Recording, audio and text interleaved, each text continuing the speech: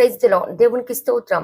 సాటిలేని జీవము గల సర్వశక్తిమంతుడైన యేసయ్య పరిశుద్ధ నామంలో అందరికీ బ్లెస్సింగ్ బీయింగ్ క్రిస్టియన్ తరపున వందనాలు. మరి మన క్రిస్టియన్ మెడిటేషన్స్లో భాగంగా ఈరోజు బెత్లెహేము భాగ్యము, ద బ్లెస్సింగ్ ఆఫ్ బెత్లెహేమ్ ధ్యానిద్దాము. మరి యాక్చువల్లీ యేసయ్య జన్మస్థానంగా బెత్లెహేముకి చాలా ప్రాముఖ్యత ఉన్నది. మహాఘనుడు, మహోన్నతుడు, పరిశుద్ధుడు, నిత్య నివాసి అయిన మరి పరమాత్ముడు ఈ లోకానికి బేబీ జీసస్కి రావాలంటే మరి కన్య గర్భాన్ని ఏ రీతిగా వెతికాడో దేవుడు, అలాగే ఆయన పుట్టే జన్మస్థానాన్ని కూడా ఆ రీతిగానే పరిశోధించవచ్చు. ఎందుకంటే ఆయన పుడుతున్న ప్రాంతము ఒక పుణ్యక్షేత్రంగా చేస్తారని కూడా తెలుసు. మరి యేసయ్య తల్లి కోసం భూమి మీద ఎంతలా మరి ఫిల్టర్ చేశారు.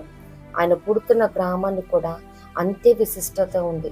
మరి ఇదేదో యాదృచ్ఛికంగా బెత్లెహేంలో పుట్టడం కాదు.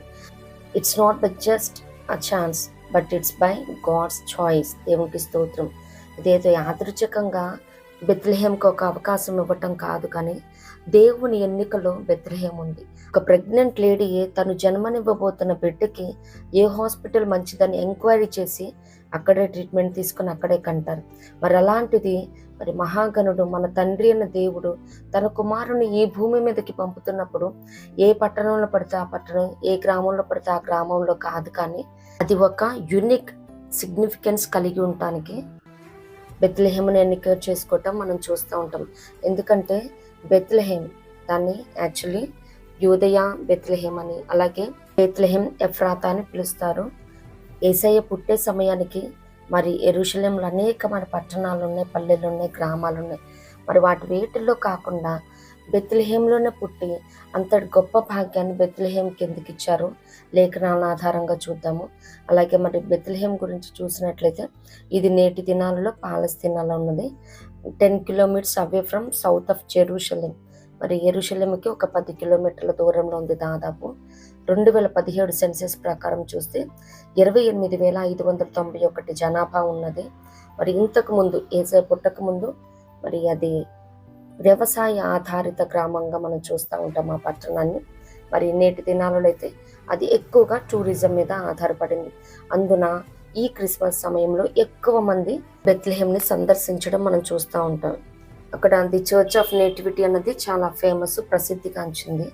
అలాగే పాత నిబంధనలో బెత్లెహేం అంటే మనకి తెలుగులో చూస్తే స్పెల్లింగ్ బేత్లెహేం అని ఉంటుంది. ఇంకా మనం కాలక్రమేణంగా బెత్లెహేం అని పిలుస్తూ ఉన్నాము. బేకి ఏత్వం ఉంటుంది. దేవుడు బెత్లెహేంని అలాగే దావీదు వంశాన్ని ఎన్నుకోవటానికి మరి కారణం మనం చూస్తే మరి దావీదు గారు తన చిత్తాన్ని, దేవుని చిత్తాన్ని గుర్తెరిగి ఆయన హృదయానుసారుడుగా జీవించాడు. ఆయన మనస్సు ఎరిగినవాడు దావీదు గారు. మరి దేవునికి విజ్ఞాపన చేసేవాడు. ప్రతి విషయంలో ఆయనకి కృతజ్ఞతాస్థుతులు చెల్లించాడు. ఆయన మనస్సెరిగి జీవించినాడు. కాబట్టి దావీదును కూడా దేవుడు ఎంతో ప్రేమించాడు. దావీదుకు చూపిన శాశ్వత కృపను మీకు చూపుతానన్నాడు. అలాగే దావీదు మీద ఉన్న ప్రేమతో నేటి దినాలలో మనం చూస్తాం కదా, మరి ఫ్యామిలీ ఫ్రెండ్స్ ఉంటారు. వాళ్ళ బంధం ఇంకా బలపడాలంటే వారు ఇచ్చిపుచ్చుకోవటం, వారి బిడ్డల్ని అది రక్త సంబంధంగా మలుచుకుంటారు. అలాగే దేవాది దేవుడు దావీదుని ప్రేమించాడు కాబట్టి, దావీదు దేవుణ్ణి ప్రేమించాడు కాబట్టి మరి వారి బంధాన్ని ఆయన వంశం ద్వారానే మరి తన కుమారుని భూమి మీదకి పంపించడానికి అందున బెత్లెహేముని సెలెక్ట్ చేసుకోవటంలో మరి దావీదు గారు కూడా బెత్లెహేము గ్రామానికి చెందినవాడు. అలాగే అక్కడే పుట్టింది, బాల్యము అక్కడ అభిషేకించబడటం కూడా మనం చూస్తూ ఉంటాం. అందుకనే దేవుడు కూడా మరి తన కుమారుణ్ణి బెత్లెహేము గ్రామంలో పుట్టించడానికి అందున దావీదు లైన్ ప్రకారము, తన వంశం ప్రకారము ఈ భూమి మీదకి పంపించడం మనం చూస్తూ ఉంటాం. అలాగే యేసయ్య కూడా మరి రక్షకుడిగా, అలాగే మరి మీకాలో మనం చూస్తాం కదా, నా కొరకు ఏలబోయేవాడు నీళ్ళు నుండి వచ్చినని, రాజవంశకుల నుంచి రావాలి, దావీదు మహారాజు వంశంలో నుంచి మరి యేసయ్యని ఈ భూమి మీదకి పంపించడానికి ప్రణాళిక, అనాది కాల ప్రణాళిక కలిగినది. అలాగే మరి రూతు గ్రంథంలో మనం చూసినట్లయితే కరువు కలగటం చూస్తూ ఉంటాం. వ్యవసాయ ఆధారిత గ్రామం కాబట్టి యేసయ్య పుట్టక ముందు మరి కరువులు వస్తూ ఉంటాయి. అందుకనే దాన్ని అల్పమైన దానిగా, స్వల్పమైన గ్రామంగా కూడా చూస్తూ ఉంటారేమో. మరి యేసయ్య పుట్టిన తర్వాత ఆ కరువు ప్రాంతం కూడా మరి ద హౌస్ ఆఫ్ బ్రెడ్ రొట్టెలు ఇల్లుగా మార్చబడింది. దేవునికి స్తోత్రం. మరి యేసయ్య కూడా యోహాను సువార్త 6:35 జీవాహారము నేనే అంటాడు. I'm the bread of life. దేవునికి స్తోత్రం. మరి పాత నిబంధనలోనే మరి రాహేల్ గారి సమాధి ఉంటది కదా, మరి అక్కడ మొట్టమొదట మరి బెత్లెహేం గురించి ప్రస్తావించడం పరిశుద్ధ గ్రంథంలో మనం చూస్తాము. ఇతర నిబంధనలు చూసినట్లయితే యేసయ్య జన్మస్థానం, అలాగే వాగ్దానాలు నెరవేర్చిన ప్రాంతంగా రొట్టెలిల్లుగా మనం చూస్తాం. అసలు బెత్లెహేం నుంచి ఏమొచ్చింది, ఎవరెవరు బెత్లెహేం నుంచి ప్రసిద్ధిగాంచిన వ్యక్తులు ఉన్నారు అని బెత్లెహేం గురించి కొన్ని లేఖనాల ఆధారంగా ధ్యానిద్దాము. దీనికి కీవర్డ్స్గా మీకా గ్రంథము 5:2. బెత్లెహేం ఎఫ్రాతా, యూదావారి కుటుంబములలో నీవు స్వల్ప గ్రామమైనను నా కొరకు ఇశ్రాయేలును నేలబోవాడు నీలో నుండి వచ్చును. పురాతన కాలము మొదలుకొని శాశ్వత కాలము వరకు ప్రత్యక్షమగుచుండెను. దేవునికి స్తోత్రం. ఈ కీవర్డ్స్ని తర్వాత ధ్యానిద్దాము. మొదటిగా ఫస్ట్ నుంచి మనం బెత్లెహేము అని పరిశుద్ధ గ్రంథంలో ఉన్న సంఘటనలను చూసినట్లయితే ఆదికాండము 35:14 చూస్తే ఇది ఒక జ్ఞాపకాల నిధి, ఇహలోక ఆశల సమాధిగా మనం చూస్తూ ఉంటాం. ఎందుకంటే మరి యాకోబు గారు రాహేలుని ఎంతో ప్రేమించాడు. మరి తను రాహేలు మరణించింది. అక్కడ మరి బెత్లెహేం ఎఫ్రాతాలో తనను భూస్థాపితం చేయడం మనం చూస్తూ ఉంటాం. తన ప్రేమ చిహ్నమైన మరి రాహేల్ అక్కడ సమాధి చేయబడింది. అలాగే మన శరీర కార్యాలు కూడా సమాధి చేయబడాలి. దేవునికి స్తోత్రం. ఇహలోక ఆశలు మొత్తం సమాధి చేయాలి. దేవుని మాత్రమే, మన దేవుడిని యెహోవాని మాత్రమే మనం ప్రేమించబద్దులమనం. ఇది మరి ఒక ఆజ్ఞగా కొత్త నిబంధనలో మనం చూస్తూ ఉంటాం. దేవునికి స్తోత్రం. రెండోదిగా చూస్తే యెహోషువ 19:15 జెబూలూనీయులకు ఇచ్చిన శ్వాస పట్టణాలలో బెత్లెహేం ఒకటిగా మనం చూస్తూ ఉంటాం. మరి క్రిస్మస్ శుభదినాన దేవుడు మనకి స్వార్థంగా దాచి ఉంచిన మేలులు, దీవెనలు, ఉపకారాలు, శుభకారాలు నిత్యంగా స్వతంత్రించుకుందుముగాక. ఆమేన్. నెక్స్ట్ న్యాయాధిపతులు 12:8 చూస్తే బెత్లెహేముడైన ఇబ్సాను ఇశ్రాయేలుకి అధిపతి అవ్వటం మనం చూస్తూ ఉంటాం. అంటే బెత్లెహేం నుండి న్యాయాధిపతి కూడా రావటం మనం చూస్తూ ఉంటాం అన్నమాట. ఆ ఇబ్సాను అనే న్యాయాధిపతి 7 ఏళ్లే పాలించినప్పటికీ ఈ క్రిస్మస్ శుభదినాన దేవుడు వాగ్దానం చేస్తున్నాడు, మన న్యాయాధిపతి మన పక్షంగా వ్యాజ్యమడి మనకి విజయం ఇచ్చును గాక. ఆమేన్. న్యాయాధిపతులు 17:7 చూస్తే యాజకుడైన లేవి అను యవనుడు మరి తన నివాస స్థలం కోసం తిరుగులాడుతున్నప్పుడు మీకా అనే అతను ఎఫ్రాయిమీయుడు తనని ఇంటికి తీసుకెళ్లి యాజకుడుగా మరి తను ఏర్పాటు చేసుకోవటం మనం చూస్తూ ఉంటాం. మరి 1 పేతురు 2:9 చూస్తాం కదా, అయితే మీరు ఆశ్చర్యకరమైన తన వెలుగులోనికి మిమ్మల్ని పిలిచిన వాని గుణాతిశయములను ప్రచురము చేయ నిమిత్తము ఏర్పరచబడిన వంశమును, రాజుల యాజక సమూహమును, పరిశుద్ధ జనమును, దేవుని సొత్తైన ప్రజలనే ఉన్నారని లేఖనాలు సెలవిస్తున్నాయి. ఈ క్రిస్మస్ శుభదినాన దేవుడు వాగ్దానం చేస్తున్నాడు, రాజులైన యాజక సమూహంగా ఆయనను సేవించుదుముగాక. Praise God. అలాగే రూతు 1:1 చూస్తే బెత్లెహేములో కరువు ఉండటం చూస్తూ ఉంటాము. ఆ కరువే లేకపోతే రూతు కదలేదు. కరువే లేకపోతే మరి బెత్లెహేము రొట్టెలిల్లుగా మార్చబడేది కాదు. The house of bread. Yesayya పుట్టక ముందు కరువు ఉన్నదేమో, కానీ యేసయ్య పుట్టిన తర్వాత సమృద్ధి, అలాగే రొట్టెలిల్లుగా మార్చబడింది. దేవునికి స్తోత్రం. ఇప్పటి వరకు నీ హృదయంలో యేసయ్య పుట్టకపోతే అన్ని విషయాల్లో కరువే, ఆర్థిక సమస్యలు, బలహీనతలు, దుర్వ్యసనాలు, బంధకాలు, అసమాధానం, అసంతృప్తి, సంతోషం లేకపోవటం. మరి యేసయ్య నీ హృదయంలో ఈ దినాన, ఈ క్రిస్మస్ దినాన పుడితే మరి ఏ రీతిగా కరువు సమృద్ధితో నింపబడిందో నిత్యంగా దేవుడు వాగ్దానం చేస్తున్నాడు. అన్న ప్రతి పరిస్థితిని మంచికి మార్చును గాక. దేవునికి స్తోత్రం. లేమి నుంచి కలిమిలోకి, అసమాధానం నుంచి సమాధానాన్ని ఇచ్చి సంతృప్తి పరచును గాక. Praise God. అలాగే రూతు 2:4 చూస్తే మరి బెత్లెహేం నుండి ఆశీర్వాదము, ద బ్లెస్సింగ్స్ ఫ్రమ్ బెత్లెహేం. మరి మనం ఈ సర్మన్కి పెట్టుకున్న టైటిలే బెత్లెహేము భాగ్యము, అలాగే the blessing of Bethlehem. Praise God. రూతు 2:4 చూచినట్లయితే బోయజు బెత్లెహేము నుండి వచ్చి యెహోవా మీకు తోడై ఉండును గాకని చేను కొయ్యి వారితో చెప్పగా వారు యెహోవా నిన్ను ఆశీర్వదించును గాక అని. దేవునికి స్తోత్రం. కీర్తన 128 చూస్తాం కదా, సియోనులో నుండి యెహోవా నిన్ను ఆశీర్వదించునని. అలాగే ఈ క్రిస్మస్ శుభదినాన దేవుడు వాగ్దానం చేస్తూ ఉన్నాడు. సంఖ్యాకాండం 6:24-26 ఉంటుంది కదా, the Lord bless you and keep you, the Lord make his face shine upon you and be gracious to you, the Lord turn his face toward you and give you peace. యెహోవా నిన్ను ఆశీర్వదించి కాపాడునుగాక. యెహోవా నీకు తన సన్నిధి ప్రకాశింపచేసి నిన్ను కరుణించునుగాక. యెహోవా నీ మీద తన సన్నిధి కాంతి ఉదయింపచేసి నీకు సమాధానము కలుగజేయునుగాక. దేవునికి స్తోత్రం. మరి ఇక్కడ బేత్లెహేము వాడైన బోయజు చేనుకోయి వారిని దీవిస్తూ ఉన్నాడు కాబట్టి వారు కూడా ఇన్ రిటర్న్ దీవించడం మనం చూస్తూ ఉంటాం. మనం ఏదైతే కలిగి ఉంటామో అదే మన మీదకి వచ్చి ప్రాప్తిస్తుంది. మనం కూడా మంచి మనసుతో మరి మంచి వాక్కులు పలికినప్పుడు అవి ఆశీర్వాదాలే మనకి మన బిడ్డలకి ప్రాప్తించును గాక. ఈ క్రిస్మస్ శుభదినాన దేవుడు వాగ్దానం చేస్తూ ఉన్నాడు. మనం ఎవరిని దీవిస్తామో అబ్రహాం గారితో అన్నట్టు వారు దీవించబడుతురు గాక. ఆశీర్వాదములు కూడా మన మీదకి వచ్చి ప్రాప్తించును గాక. ఆమేన్. నెక్స్ట్ ఋతు 4:12 చూస్తే క్షేమము మరి ఖ్యాతి. దేవునికి స్తోత్రం. ఋతు గ్రంథము 4వ అధ్యాయము 12వ వచనం. ఎఫ్రతాలో నీవు క్షేమాభివృద్ధి కలిగిన వాడవే, బేత్లెహేములో నీవు ఖ్యాతి నొందుదువుగాక. ఆమేన్. క్రిస్మస్ శుభదినాన దేవుడు వాగ్దానం చేస్తా ఉన్నాడు. ఎవరైతే క్షేమం లేక నెమ్మది లేక మరి స్వల్పంగా అల్పంగా తృణీకరించబడతా ఉన్నారు వారికి దేవుడు నిత్యముగా క్షేమాన్ని ఖ్యాతిని అనుగ్రహించనే ఉన్నాడు. దేవునికి స్తోత్రం. మరి లేఖనాలు సెలవిస్తున్నట్టు నేను క్షేమము నొందిన దాననైతేనన్నట్టు ప్రతి ఒక్కరము కూడా ఈ క్రిస్మస్ దినాన క్షేమము నొందుదుముగాక. ఆమేన్. అలాగే 1 సమూయేలు 16:18 చూస్తే వరములతో తలాంతులతో అభిషేకించబడిన ఆశీర్వదింపబడిన వారు కూడా బేత్లెహేము నుండి రావటం మనం చూస్తున్నాం. మల్టీ టాలెంటెడ్ మరి దావీదు గారిని మనం 1 సమూయేలు 16:18 చూస్తే చిత్తగించుము, బేత్లెహేము వాడైన యెషయి యొక్క కుమారులలో ఒకరిని చూచితిని. అతడు చమత్కారముగా వాయింపగలడు. అతడు బహుశూరుడును యుద్ధశాలియు మాటల నేర్పరియు రూపసీయునై ఉన్నాడు. మరియు యెహోవా వానికి తోడుగానున్నాడనగా. దేవునికి స్తోత్రం. నిజంగా దావీదు గారి గురించి ఎన్ని క్యారెక్టరిస్టిక్స్ మనం చూడగలమో చూడండి. మరి ఇతను బెత్లెహేమీయుడుగా మనం చూస్తాము. దేవునికి స్తోత్రం.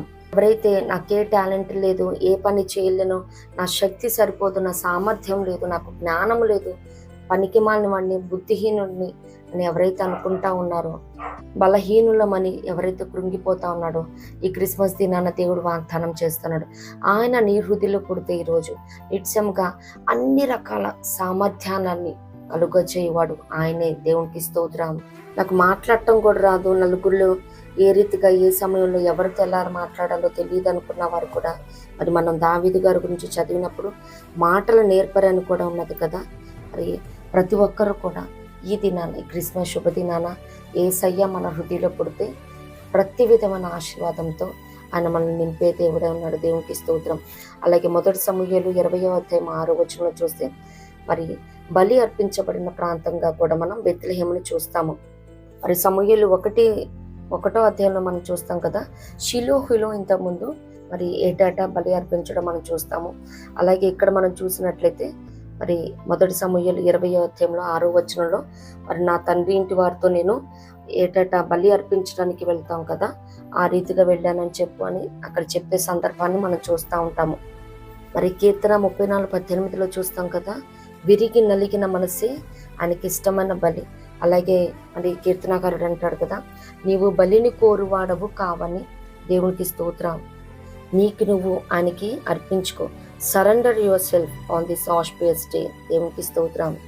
రోమిలికి రాసిన పత్రిక 12:1 మనం చూస్తాం కదా, పరిశుద్ధమును దేవునికి అనుకూలమునైన సజీవ యాగముగా మీ శరీరములను ఆయనకు సమర్పించుకున్నాడని దేవుని వాత్సల్యమును బట్టి మిమ్మల్ని బతిమాలుకొనుచున్నాను. ఇట్టి సేవ మీకు యుక్తమైనది. దేవునికి స్తోత్రం. ఆయనకి మనం ఏమి అర్పించగలమండి? భూమి అన్నది వెండి అయినది. యుద్ధ నుంచి అడిగేది ఒకటే, మన హృదయంలో ఆయనకి స్థానం. అది ఇద్దాం ఈ దినం. Praise God. దేవునికి స్తోత్రం. అలాగే 2 సమూయేలు 21:4 చూస్తే బలవంతులు కూడా మరి బెత్లెహేము నుండి రావటం మనం చూస్తూ ఉంటాం.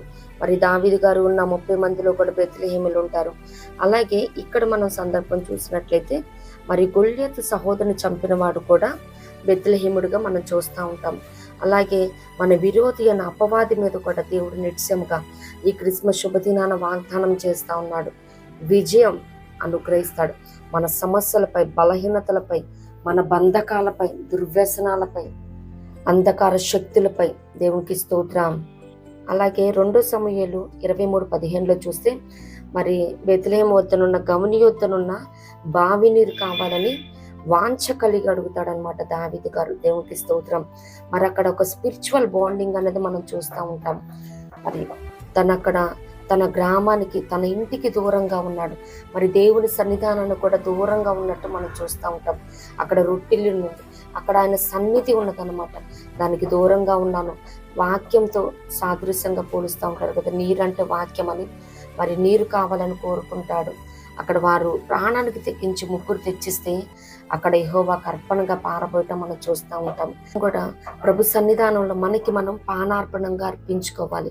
మరి విలాప వాక్యంలో 2:19 ఉంటుంది కదా, నీవు లేచి రేమొదటి జామున నీ పసిబిడ్డల ప్రాణం తట్టు నీళ్లు కుమ్మరించినట్టు హృదయాన్ని కుమ్మరించమని నీట్సంగా ప్రతి ఒక్కరము కూడా ఈ క్రిస్మస్ శుభదినాన్ని సెలబ్రేషన్ మాత్రమే కాదు, కానీ ఆయన ముందు మన హృదయాన్ని తెరిచి, హన్నా కూడా మొదటి సమయంలో చూస్తూ ఉంటాము. She poured out her heart in front of God Almighty. దేవునికి స్తోత్రం. తన హృదయం అంతా కుమ్మరించి ప్రార్థించి పొందుకోవటం మనం చూస్తూ ఉంటాం. దావీదు గారు మరి బెత్లెహేం దగ్గర ఉన్న బావిలో నీరు కావాలని ఏ రీతిగా ఆశపడ్డారో, మనం పుట్టిన ప్రాంతం అలాగే మనల్ని కన్న సంఘం వాటి మీద కూడా మనకి వాంఛ ఆశ కలిగి ఉండాలి. నీ ఇంటిని కూర్చున్న ఆసక్తి నన్ను భర్జించుచున్నదని దావీదు గారు అంటారు కదా. ఆ రీతిగా ప్రతి ఒక్కరము కూడా ఈ క్రిస్మస్ శుభదినాన బెత్లెహేం మనకి నేర్పిస్తున్న పాఠం అదే. మనల్ని కన్న వారిని అలాగే మరి మనల్ని ఆధ్యాత్మికంగా పెంచుతున్న వారిని ఏమాత్రం మర్చిపోకూడదు. మన డిఫికల్ట్ టైమ్స్లో, హార్డ్షిప్స్లో కూడా నిత్యంగా వారిని జ్ఞాపకం చేసుకోవాల్సి ఉన్నది. అలాగే మన కీవర్డ్స్ ఉంది కదా, మీకా గ్రంథం 5వ అధ్యాయం 2వ వచనం, మరి తీసివేసిన రాయి మూలకు తలరాయి అన్నట్టు లోక రక్షకునికి జన్మస్థలం అన్నది భాగ్యాన్ని మరి బెత్లెహేంకి ఇచ్చారు. మరి బెత్లెహేం ఎఫ్రాతా, యూదా వారి కుటుంబములలో నీవు స్వల్ప గ్రామమైనను నా కొరకు ఇశ్రాయేలును ఏలబోవాడు నీలో నుండి వచ్చును. పురాతన కాలము మొదలుకొని శాశ్వత కాలము ఆయన ప్రత్యక్షమగుచుండెను. దేవునికి స్తోత్రం. మరి యేసే పుట్టక ముందు అది స్వల్ప గ్రామమే, తృణీకరింపబడిన గ్రామమే. అయినప్పటికీ యేసయ్య ఎప్పుడైతే పుట్టారో మరి నేటికి ఈ రోజు క్రిస్మస్ దినాన్ని కూడా అక్కడ అనేక మంది, లక్షలాది మంది విజిట్ చేస్తూ ఉన్నారు. దేవునికి స్తోత్రం. అటువంటి గొప్ప భాగ్యాన్ని, కీర్తిని, ఘనతను, క్షేమాన్ని బెత్లెహేంకి ఇచ్చి దేవుడు ఘనపరిచాడు. దేవునికి స్తోత్రం. మరి యేసయ్య నీలో నాలో పుట్టక ముందు దాకా మనం వ్యర్థులమే, రిక్తులమే, ఎందుకో పనికిరాని వారమే, స్వల్పమైన వారమే, అల్పమైన వారమే, తృణీకరింపబడిన వారమే, తరమపడుచున్న వారమే, త్రోసివేయబడుతున్న వారమే. కానీ ఎప్పుడైతే యేసయ్య పుడతాడో మన హృదయాల్లో, అప్పుడు మనం నిత్యముగా గొప్ప భాగ్యాన్ని, వరాన్ని పొందుకుంటాము. లోక రక్షకుడిని మన ద్వారా ప్రచురపరిచే భాగ్యాన్ని దేవుడు ఇస్తాడు. దేవునికి స్తోత్రం. యెషయా గ్రంథంలో చెప్పబడినట్లు నీలో నన్ను మహిమపరుచుకుందును. దేవునికి స్తోత్రం. అటువంటి గొప్ప భాగ్యాన్ని దేవుడు బెత్లెహేంకి ఏ రీతిగా అయితే ఇచ్చాడో అటువంటి భాగ్యాన్ని మనకు కూడా ఈ క్రిస్మస్ శుభదినాన్ని ఇస్తానని వాగ్దానం చేస్తా ఉన్నాడు. Praise God. అలాగే మత్తయి సువార్త 2వ అధ్యాయం 5వ వచనంలో చూస్తే ప్రవచన నెరవేర్పును నెరవేర్చిన పట్టణంగా మనం చూస్తాం. దీనికి ప్రవచనంగా ఉన్న మరి మీకా 5:2 అయితే మరి ఇది ప్రవచన నెరవేర్పు మత్తయి సువార్త 2:5గా మనం చూస్తాము. మరి ఇది యాదృచ్ఛికంగా జరిగిందా మరి లేదన్నదేమో, కానీ అనగా యూదయ దేశపు బెత్లెహేమా, నీవు యూదా ప్రధానులలో ఎంత మాత్రమును అల్పమైన దానవు కావు. ఇశ్రాయేలును నా ప్రజలను పరిపాలించు అధిపతి నీలో నుండి వచ్చును. దేవునికి స్తోత్రం. మరి బెత్లెహేంలో నుండి అధిపతులు మనం ధ్యానించాం కదా. అలాగే మరి యాజకులు, బలవంతులు, యుద్ధశాలుడు, మల్టీ టాలెంటెడ్ వాళ్ళు అనేక మంది రావటం చూస్తాను. అలాగే లోకరక్షకుడైన మన ప్రియుడును, ప్రభువును, రక్షకుడైన యేసయ్య పుట్టడం కూడా మనం చూస్తాం. Praise God. మరి ఈ పరిస్థితిని బట్టి ఎంతమంది నిన్ను ఎందుకు పనికిరావని మరి పక్కన పెట్టేశారో, గుడ్ ఫర్ నథింగ్ అని పక్కన పెట్టారో దేవుడు వాగ్దానం చేస్తా ఉన్నాడు నీలో ఆయన పుట్టినప్పుడు. ఎందుకంటే బెత్లెహేములో యేసయ్య పుట్టక ముందు దాకా అది స్వల్పమైనది, అల్పమైనది, కరువు గల ప్రాంతమే. But when the Lord Jesus Christ is born there, the entire story is changed. Praise God. ఎప్పుడైతే యేసయ్య అక్కడ జన్మించినారో ఆ కథ మొత్తం మార్చబట్టం మనం చూస్తాము. ఇప్పుడు మన కథ కూడా వేరేలాగా ఉన్నదేమో, భారంతో, దుఃఖంతో, వేదనతో, శోధనతో, రోదనతో ఉన్నదేమో. ఎప్పుడైతే యేసయ్య నీ హృదయంలో పుడతాడో అప్పుడు నీ కథ మొత్తం మార్చగలడు, అని ఏమైనా చేయగలడు. దేవునికి స్తోత్రం. శూన్యంలో సమస్తం సృష్టించగలడు. లేమిని కలిమిగా మార్చగలడు.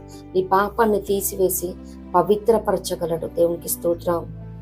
ఎడారిలో సెలయేరులు పుట్టించగలడు. దేవునికి స్తోత్రం. నీ ముందు సమస్యలు ఎర్ర సముద్రమై ఘోషిస్తున్న 2 పాయలుగా చేసి దారిని ఏర్పాటు చేస్తాడు. దేవునికి స్తోత్రం. Lord makes the way when there is no way. ఎటువంటి మార్గం లేని వేళ, అన్ని ద్వారాలు మూసుకుపోయిన వేళ దేవుడు నిశ్చయముగా మార్గాన్ని సరళం చేస్తాడు. నీకు ముందుగా వెళ్ళొచ్చు మెట్టగా ఉన్న సమస్తాన్ని కూడా సరళం చేసే దేవుడు అన్నాడు. స్ట్రైటన్ చేసే దేవుడు అన్నాడు. చదును చేసే దేవుడు అన్నాడు. దేవునికి స్తోత్రం. అలాగే ఈ క్రిస్మస్ శుభదినాన్న దేవుడు వాగ్దానం చేస్తున్నాడు. మీకా గ్రంథంలో ఉన్నది మత్తయి సువార్తలో ఏ రీతిగా ప్రవచన నెరవేర్పు చూస్తూ ఉన్నామో, అలాగే ఈ నా జీవితంలో దేవుడు ఏవేవైతే వాగ్దానాలు చేసి ఉన్నాడు, ఆ వాగ్దానాలన్నిటినీ యేసయ్య మన హృదయంలో పుట్టినప్పుడు మనం కూడా నెరవేర్పులోనికి తెచ్చుకొని స్వతంత్రించుకుందుము గాక. Praise God. అలాగే మత్తయి సువార్త 2:8 చూస్తే ఇది పూజించే స్థలంగా మనం బెత్లెహేమును చూస్తాం. ఎందుకంటే యేసయ్య పుట్టిన తర్వాత మరి అప్పుడు జ్ఞానులు వచ్చి అక్కడ వారు తెచ్చిన అర్పణలను అర్పించి పూజించడం మనం చూస్తూ ఉంటాం. దేవునికి స్తోత్రం.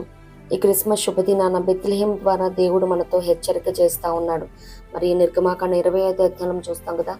నీ దేవుడు నన్ను యెహోవాను నేనే, నేను తప్ప వేరొక దేవుడు నీకు ఉండకూడదు. పైన ఆకాశం అందే కానీ, కింద భూమి అందే కానీ, భూమి కింద నీళ్ళే అందే కానీ దేని రూపమునైన విగ్రహమని నువ్వు చేసుకోకూడదు, దాన్ని పూజించకూడదు, దానికి సాగిల పడకూడదు అని మనం చూస్తున్నాం. మన దేవుని మాత్రమే మనం పూజింపబద్ధులు. మనం దేవునికి స్తోత్రం. మరి సేవకులని చెప్పి, యాజకులని చెప్పి వారికి ఎంతవరకు ఇంపార్టెన్స్ డ్యూ రెస్పెక్ట్ ఇవ్వాలో అంతవరకు ఇవ్వాలి. దేవుని స్థానంలో ఏ మనిషిని కానీ, వ్యక్తిని కానీ, వస్తువుని కానీ తేకూడదు. ఎందుకంటే చాలామంది ఎక్కువగా మరి పూజించడం అంటే దాని విగ్రహాన్ని చేసుకొని, మరి నాకు నా హ్యాండ్ బ్యాగ్ అంటే ఇష్టం, నా వాచ్ అంటే ఇష్టం, ఈ ప్లేస్ అంటే ఇష్టము, ఆ రీతిగా అనమాట. ఈ వ్యక్తి అంటే ఇష్టం, ఆ పాస్టర్ అంటే ఇష్టం. ఎవరిని కూడా మనం విగ్రహంగా చేసుకొని పూజించకూడదు. మన దేవుడైన తండ్రిని మాత్రమే ఆరాధించి పూజించుదుముగాక. Praise God. దేవుని కంటే ఎక్కువగా ఏది ప్రేమించినా అది దాన్ని పూజించడమే అవుతుంది. Please do remember. మత్తయి సువార్త 2వ అధ్యాయం 16వ వచనంలో మరి రాజు 2 సంవత్సరాల కంటే తక్కువ వయసు వారిని వధించడం మనం చూస్తాను బెత్లెహేములో. మరి క్రిస్మస్ శుభదినాన దేవుడు వాగ్దానం చేస్తా ఉన్నాడు. ఆత్మికంగా జరుగు ఆపత్తు నొందటానికి మీరు పిల్లల్ని కనరు అని వాగ్దానం ఉంది. అలాగే నీ పిల్లల్ని నేనే రక్షిస్తాను, నీ పిల్లల్ని నేను ఉపదేశం చేస్తాను, వారు నడవలసిన చక్కని మార్గం నడిపిస్తానని, మన పిల్లల్ని కాచి కాపాడుతానని, సంరక్షిస్తానని, రక్షిస్తానని వాగ్దానం చేసిన దేవునికే స్తోత్రం.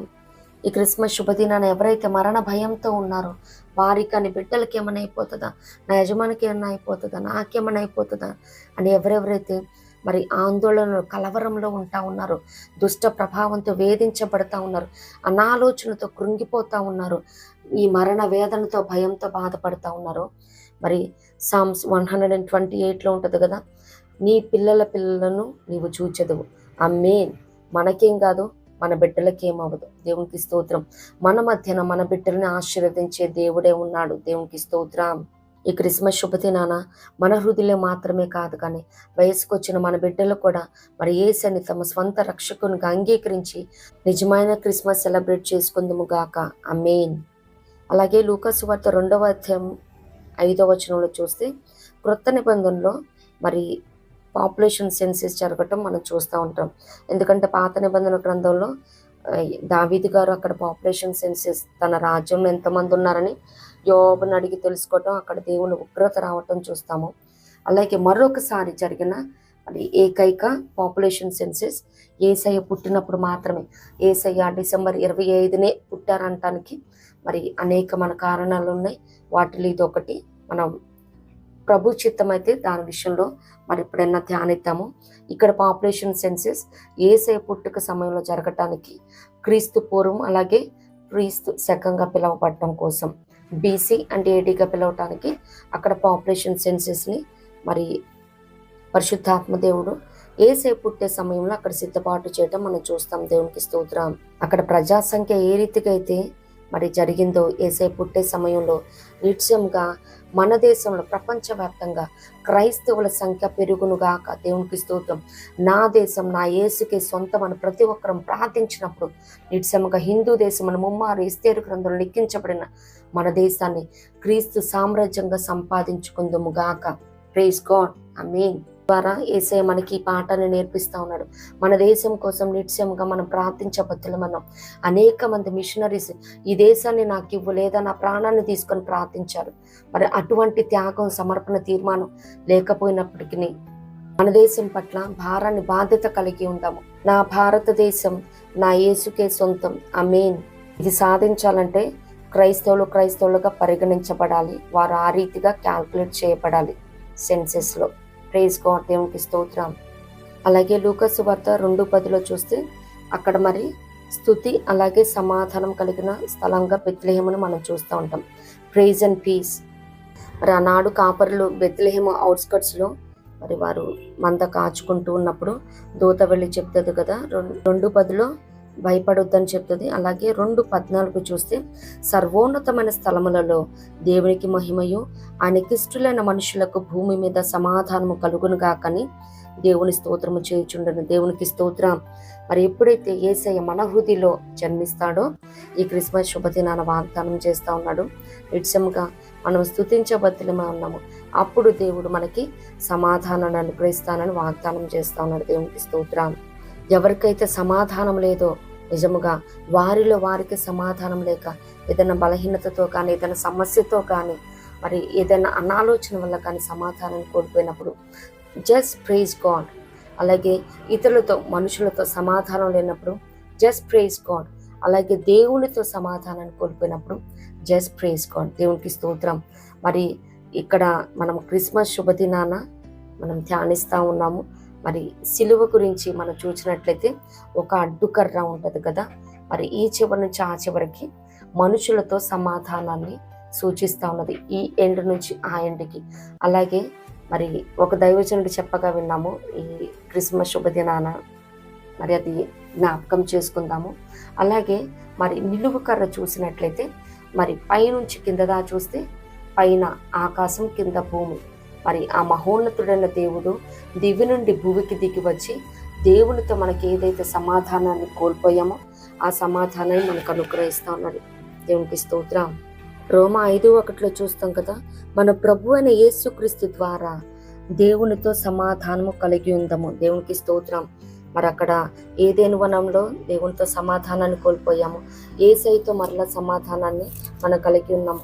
అలాగే మరి ఎఫెసీ 2:14 కూడా మనం చూసినట్లయితే మన సమాధానమై ఉండి మీకును మాకును ఉండిన ద్వేషమును విధి రూపకమైన ఆజ్ఞలు కల ధర్మశాస్త్రమును బట్టి మరి అక్కడ మధ్య గోడను పడగొట్టి మన ఉభయులను ఏకం చేయటం మనం అక్కడ చూస్తూ ఉంటాం. ఆయన సంధి చేయటం చూస్తూ ఉంటాం. ఆయనే మనకు సమాధాన కారకుడై ఉండటం కూడా మనం చూస్తూ ఉంటాం. దేవునికి స్తోత్రం. ఈ క్రిస్మస్ శుభదినాన బెత్లెహేము నుండి మనం నేర్చుకోవాల్సింది అదే. దేవుని స్తుతిద్దాం, ఆయన ఇచ్చే సమాధానాన్ని పొందుకుందాం. దేవునికి స్తోత్రం. ఈ క్రిస్మస్ శుభదినాన దేవుడు మరొకసారి మనతో మాట్లాడుతూ ఉన్నారు, వాగ్దానం చేస్తూ ఉన్నారు.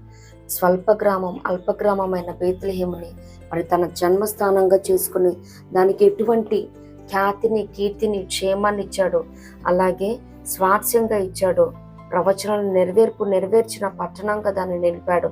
అలాగే ఆశీర్వాదాన్ని ఇచ్చాడు, కరువును తీసేసి సమృద్ధితో నింపాడు. వరాలతో, ఫలాలతో నింపబడిన వారు, అభిషేకించబడిన వారు, ఆశీర్దింపబడిన వారు, బలవంతులు బెత్లెహేము నుంచి వచ్చారు. బలి అర్పించే ప్రాంతంగా ఉన్నది. ఆయన్ని పూజించాలని స్తుతించినప్పుడు మనల్ని, మన బిడ్డల్ని ఆయన కాచి కాపాడే దేవుడు అన్నాడు. మనకి నిత్య సంతోషాన్ని, సమాధానాన్ని, ఆశీర్వాదాన్ని, అభిషేకాన్ని ఇచ్చి మనల్ని దీవించి, ఆశీర్దించి, విస్తరింపచేసి, వర్ధిల్లింపచేసి, స్థిరపరిచి ఘనపరచును గాక. ఇట్టి కృప ప్రభు మనందరికీ క్రిస్మస్ శుభదినాన్ని అనుగ్రహించును గాక. Wishing you all a merry and blessed Christmas. ఇట్టి కృప ప్రభు మనందరికి అనుగ్రహించును గాక. ప్రభు కృప మనందరికీ తోడైండును గాక. ఆమేన్.